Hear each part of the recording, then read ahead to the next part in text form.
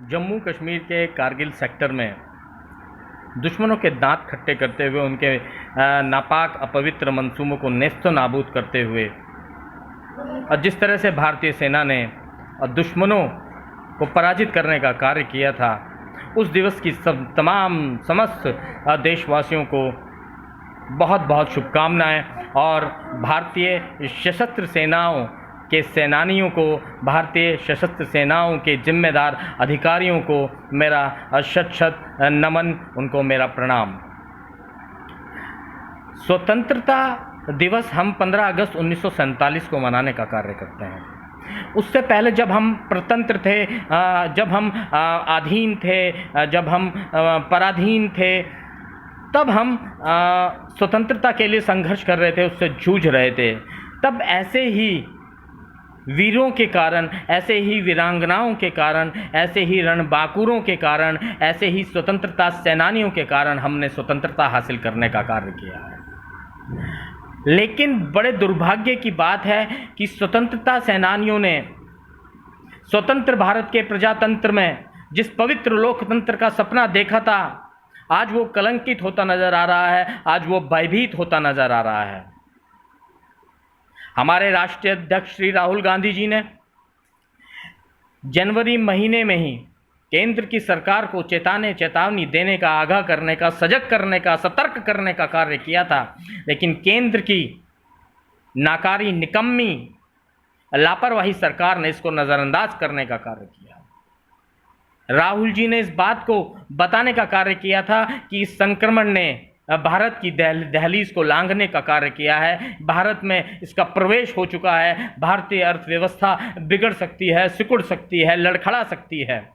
लेकिन केंद्र की भाजपा सरकार 23 मार्च तक सरकारों का गठन करने में लगी रही, सरकारों को बनाने में लगी रही। ऐसा प्रतीत हो रहा है कि केंद्र की सरकार आज अध्यादेशों और अधिनियमों से चलने का कार्य कर रही है, कि केंद्र की सरकार उन तमाम नियमों, कानूनों, कायदों को बदलने का कार्य कर रही है जिनको हम पवित्र गाय समझकर उनका सम्मान करते थे, उनको पूजने का कार्य करते थे।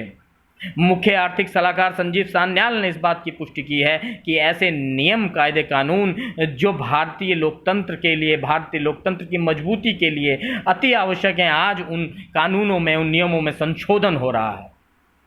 बड़े दुर्भाग्य की बात है। नेपाल जैसा छोटा देश आज काला पानी, लिम्पियाधुरा और लिपुलेख वाले इलाकों को अपना बताने की आधिकारिक घोषणा कर रहा है। चाइना हमारे क्षेत्र में, लद्दाख क्षेत्र में, गवांग घाटी में आकर हमारे सैनिकों को हताहत कर देता है, उनकी नृशंस हत्या कर देता है। और नरेंद्र मोदी जो एक सिर के बदले 10 सिर लाने की हुंकार भरा करते थे, आज चुप्पी साधे बैठे हैं। बड़े दुर्भाग्य की बात है। हम कहना चाहते हैं कि आपने इन विषम परिस्थितियों में क्या संसद का कोई विशेष सत्र बुलाया?